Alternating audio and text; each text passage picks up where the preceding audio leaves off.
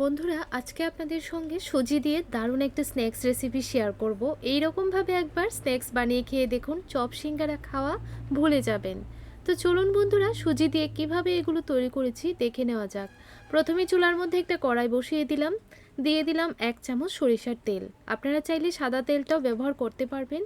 তেলটা ভালোভাবে গরম হয়ে যাওয়ার পর 1 চামচ দিয়ে দিলাম মিষ্টি জিরে, হাফ চামচ দিয়ে দিলাম আস্ত জিরে, আর 1 চামচ দিয়ে দিলাম চিলি ফ্লেক্স।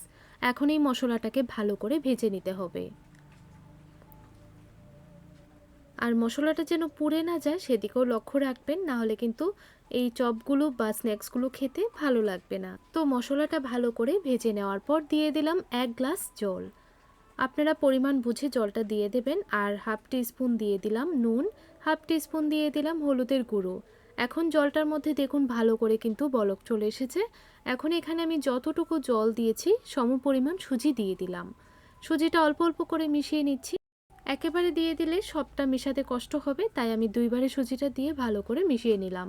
এখন এই সুজিটাকে প্রায় 2 থেকে 3 মিনিট রান্না করে নিতে হবে। ততক্ষণে কিন্তু জলটা পুরোপুরি শুকিয়ে যাবে আর এইরকম একটা টাইট ডো তৈরি হয়ে যাবে। এই দেখুন, সুজির ডোটা কিন্তু একদম তৈরি হয়ে গেছে। এখন একটা বাটির মধ্যে এই ডোটাকে নামিয়ে নেব। এই দেখুন, এইরকম একটা বড় দেখে বাটির মধ্যে নামিয়ে নেবেন। এখন এইরকমভাবে একটু সময় রেখে দিয়েছি যেন একটু ভালো করে ঠান্ডা হয়ে যায়।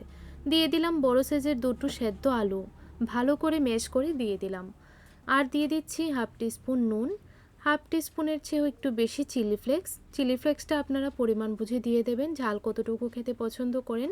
2 চামচ দিয়ে দিলাম ম্যাগি মশলার গুঁড়ো, আর একটা বড় সাইজের পেঁয়াজ কুচি করে কেটে দিয়ে দিলাম।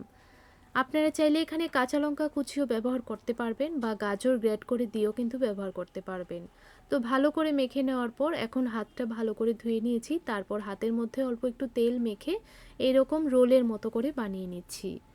তো এইভাবে আমি সবগুলো স্ন্যাক্সই তৈরি করে নেব। আপনারা এগুলোকে সুজির চপও বলতে পারেন বা সুজির স্ন্যাক্সও বলতে পারেন।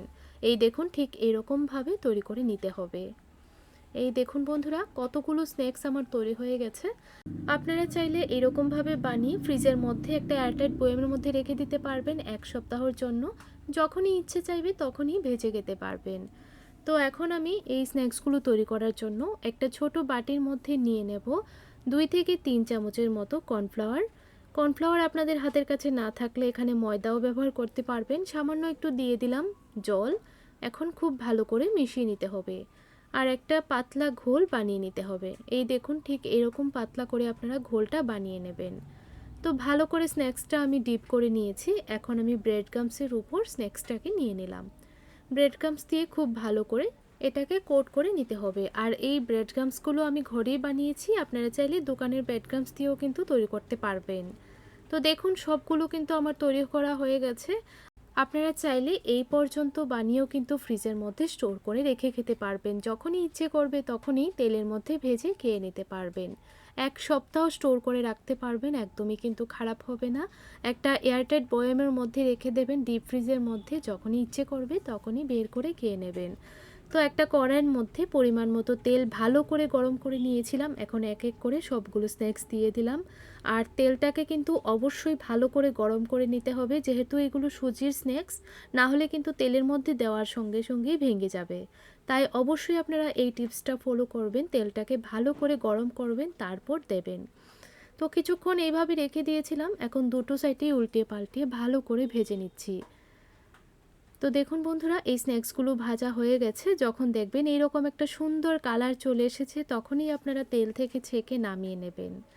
তো দেখলেন তো কত সহজে তৈরি করে নেওয়া যায়, তাও আবার ঘরে থাকা একদম সামান্য উপকরণ দিয়ে। চপ সিঙ্গারা বাজার থেকে কিনে না এনে একবার হলো বাড়িতে এই রেসিপিটা ট্রাই করতে পারেন। আশা করছি আপনাদের কাছে ভীষণ ভালো লাগবে। রেসিপিটি আপনাদের কেমন লাগলো কমেন্ট করে জানাবেন। ভিডিওটি ভালো লাগলে চ্যানেলটিকে সাবস্ক্রাইব করে রাখতে পারেন এই ধরনের আরও নতুন নতুন রেসিপি দেখার জন্য।